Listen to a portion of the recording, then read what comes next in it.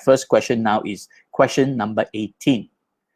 Simply put, what is experiential mindset versus existential thinking? So in other words, what is the difference, and why is it that we need to apply experiential mindset when we examine the Dharma and when we examine the teachings of the Buddha? So let's begin with a explanation from Bhante. What really is this existential thinking that we're talking about? In that Sabbasava Sutra, the Buddha points out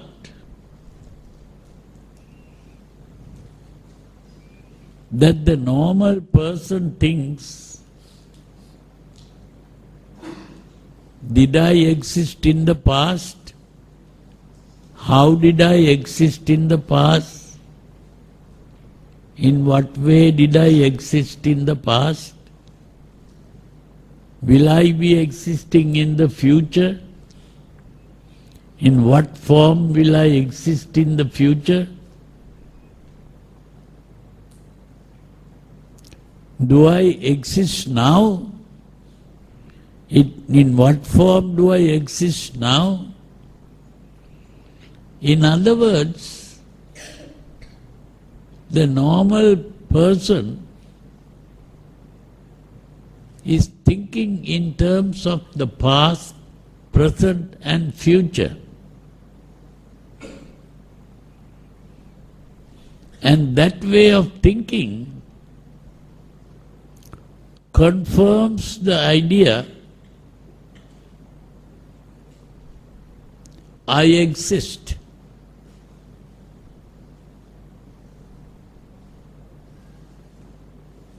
And if you hold on to that idea, I exist, you'll never be able to gain freedom from suffering. To exist is to think in terms of an existence of a subject and an object. We are all the time thinking in terms of a subject and an object. When we go to learn the English language, we learn the subject, the object and the verb. The subject, the object and the verb.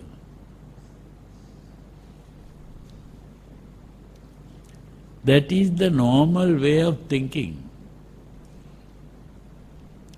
That normal way of thinking, if continued, you cannot bring suffering to an end. That's what it means. Normally we think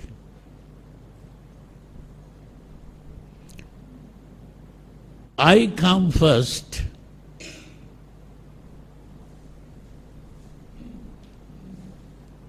and you or the object comes and I see you or the object. So that means the subject and the object comes first, then the subject and object meets and the subject sees the object. That is how people think. But that is not what it is.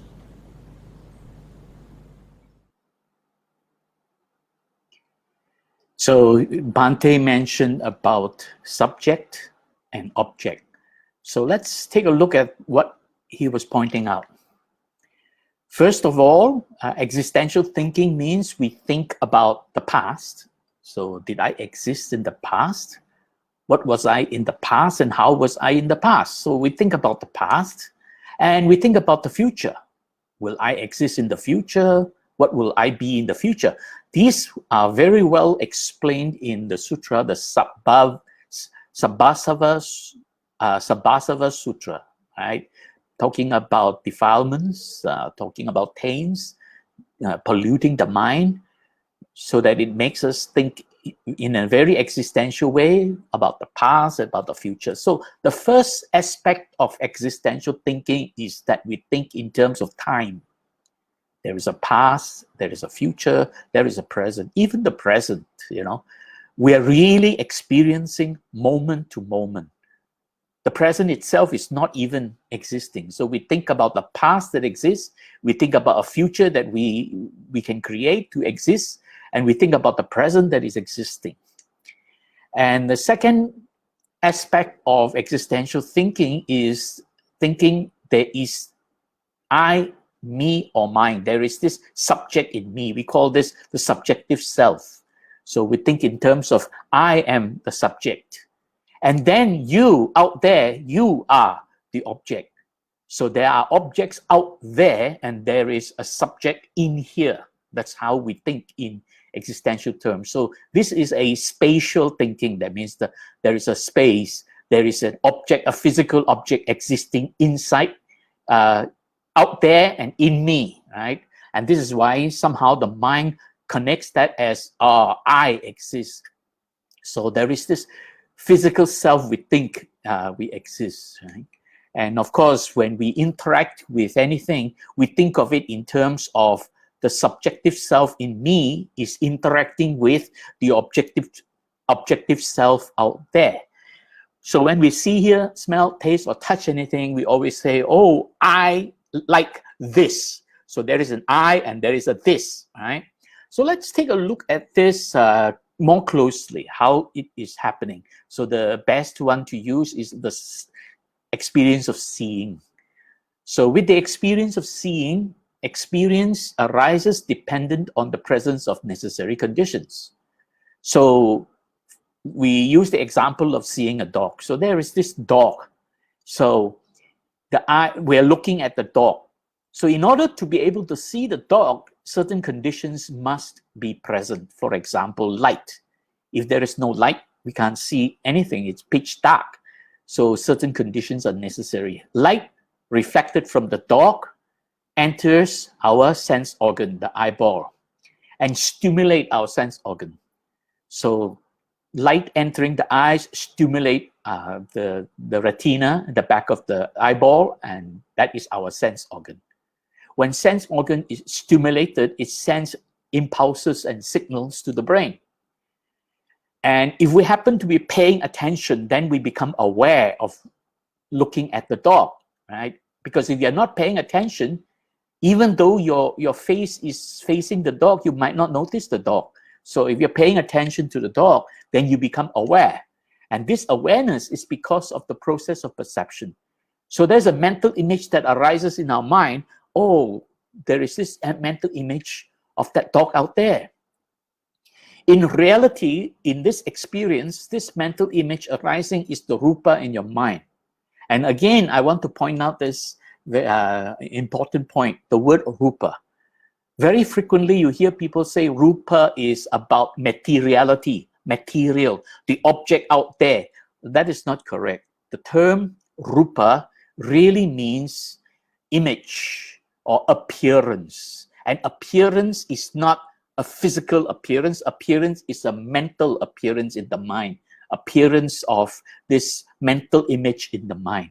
So this mental image arises in the mind when all these conditions are present. There is a dog out there, we're faced towards the dog, the eyes are working, there's light, and it stimulates, and we are paying attention, and then we become aware there is a dog out there. So basically, when the mind is aware there is a dog out there, we have the perception of seeing the dog. And then the mind begins to project. Oh, projecting this concept. You know, this is the concept. It's not the real thing. It's the concept created in the mind. Concept of an object out there. identified as a dog. And the word dog is really the identity we assign to what we have perceived. So that word dog is nama, giving it a name, a label to identify what it is. And when we think of it as out there, we think of it as the world out there. So now there is an experience. So this is really just the experience. We have experienced seeing, but the mind projects that, oh, I see the dog out there. So first, it creates this notion, I see a dog out there. And because of that, what it does is it dichotomizes that experience. Dichotomize or dichotomy means breaking it into two parts. And what are the two parts? So the mind thinks, oh, there is an object out there. And that's the world out there. And that's why it's called loka. That is the objective experience. The object is out there. But if there is an object out there, then there must be something in here. And so the dog is out there, and this something in here is the subjective experience. Experiencing this, oh, this atta in here, the I, the self is experiencing this, the subjective experience. So therefore, I see. So when we experience seeing, we don't think of it as seeing. We think of it as, I see the dog out there. So I see a dog out there. That's how we think of it. We don't think of it as seeing. There is the experience of seeing and the mental image arising, that the perception of a dog. Now, if you think in terms of there is seeing and mental image arises with the perception of a dog, or what we call a dog, then that is experiential thinking. But we don't think like that. We think in existential terms. We always break it. There is this object out there, and there is this subject in here. So that's a dichotomy of experience. So that is really what Bhante was referring to in the early part of the video, that we have the subject and the object. Right? Now let's listen to Bhante explain further about what is this experiential mindset then, right? So that we are able to understand better what's the difference. The Buddha points out the Arya Savaka, the disciple of the Buddha, doesn't think in that way. He's only thinking, what is suffering? What is the cause of suffering? What is the ending of suffering? And what is the way to end suffering? If he begins to think in that way, that person's suffering will come to an end. Why is this? This is something very important to understand. What this means is that karma and rebirth is a fact that the Buddha has seen through his own experience. Yet,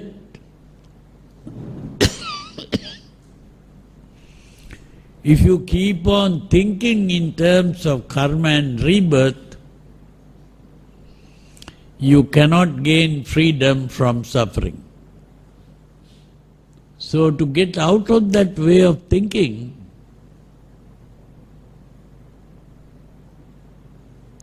is to think in what is called the experiential way of thinking. Now, what is that? The experiential way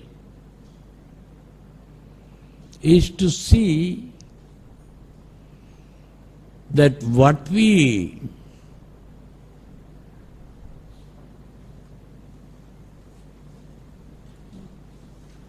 see or hear or smell or taste or touch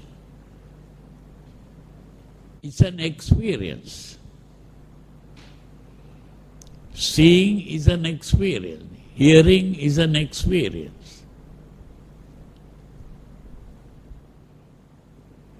The seeing comes first,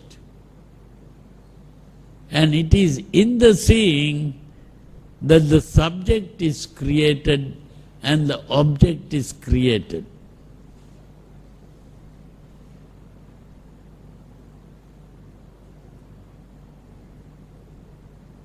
It is in the process of seeing that I come into being.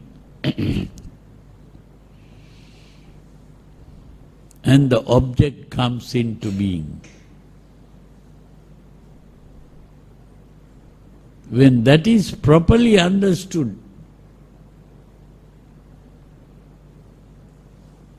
then the idea of existence disappears.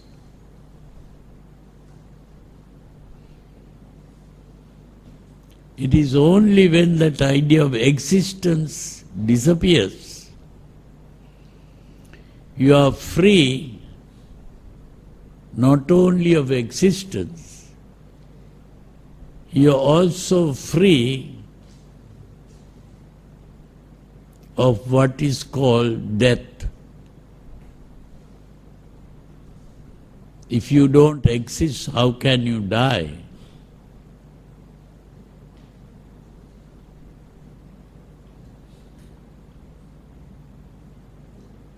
That is awakening from the dream of existence. This is why the Buddha is called Buddha. Buddha means one who has awakened from the dream of existence. Bhante was saying that in the process of seeing, there is only the seeing. Seeing comes first. But when we experience seeing, we break it into two parts, right? And the other thing that Bhante pointed out is the experiential mindset is always aware of the Four Noble Truths, that there is dukkha, and there are reasons why dukkha arises, or there is a cause to dukkha, and that dukkha can be brought to an end, and there's a way leading to the ending of dukkha. So if we examine our experience from that perspective, we will always be aware how that an experience affects us, how an experience brings about suffering, pain, anguish, anxiety, and so on. So what is really going on is that in this karma bhava that we are in, that means we are in this realm that we call the sensual realm. The reason it is called karma bhava is that word karma here is referring to the sensuality, sensory experience. That means beings in this realm have sensory organs to be able to experience the environment. And what is really going on is that we are organisms in an environment. And first of all, the body is undergoing a process called metabolism. Metabolism keeps the body alive. When metabolism stops, the body is dead. When the person is alive, there is an activity going on in the body called the metabolism. And at the same time, human beings are endowed with 5 physical senses, and that enables us to experience the environment through these sensory perceptions. What is picked up by the sense organs are sensory perceptions. So we experience the environment through our sense organs, and that leads to awareness of the environment, commonly called consciousness.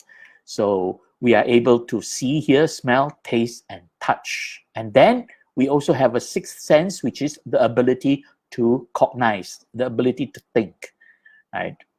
And all this is because of the five aggregates, Panchakanda. So what is really going on is in this body, it is constantly experiencing Panchakanda, constantly, moment to moment.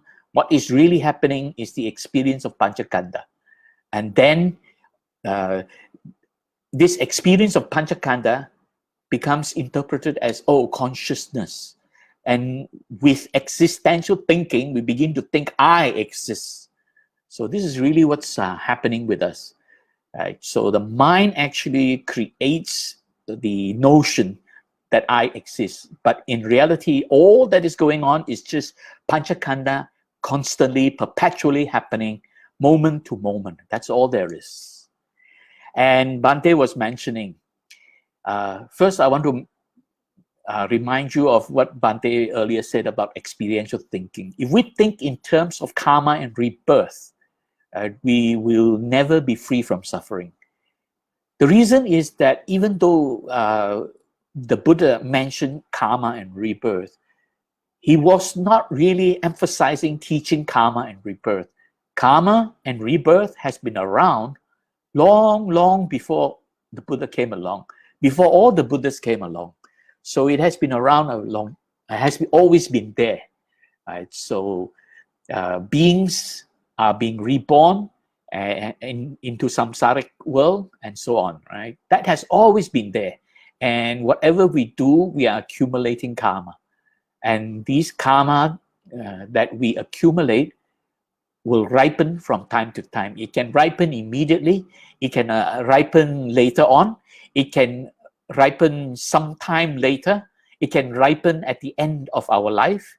It can also be carried on to future rebirths and ripen in a future life. So this is perpetually happening. So this has always been around. Karma and rebirth is really not the essence of what the Buddha was trying to teach us. Of course, what is important is to be aware there is karma and rebirth. To be aware that whatever we do creates karma. We do good, we are creating good karma. We do something evil, we are creating bad karma.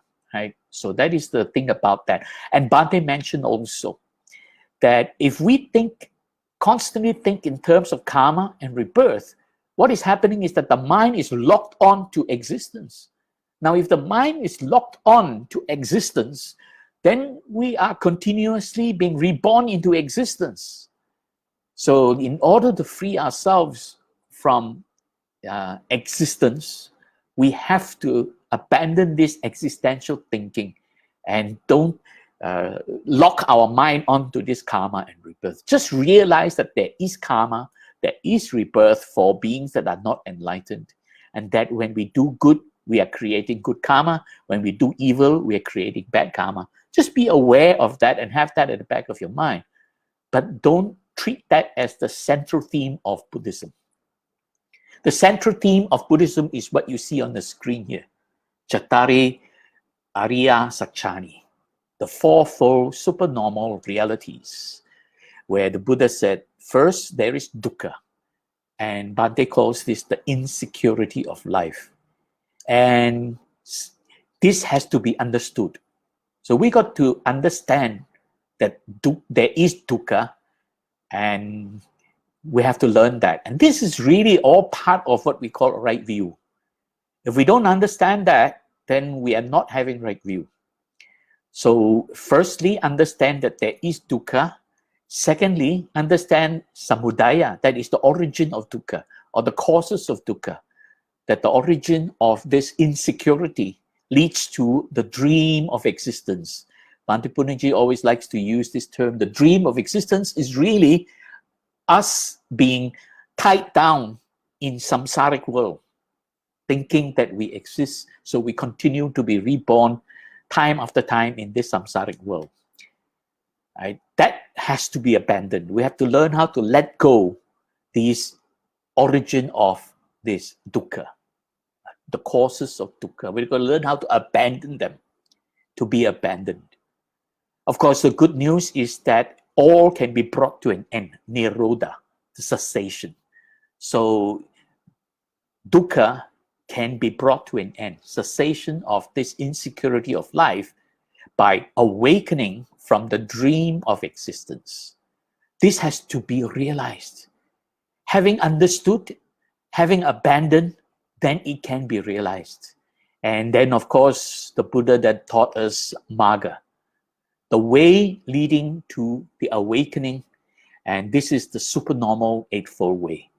This is the way that leads us to abandon the notion of existence, so that we can become free from existence, free from all suffering. And this has to be cultivated. That means the Eightfold Way is the cultivation. People ask, what is the doctrine of Buddhism? What is the practice of Buddhism? Well, you see it all on the screen.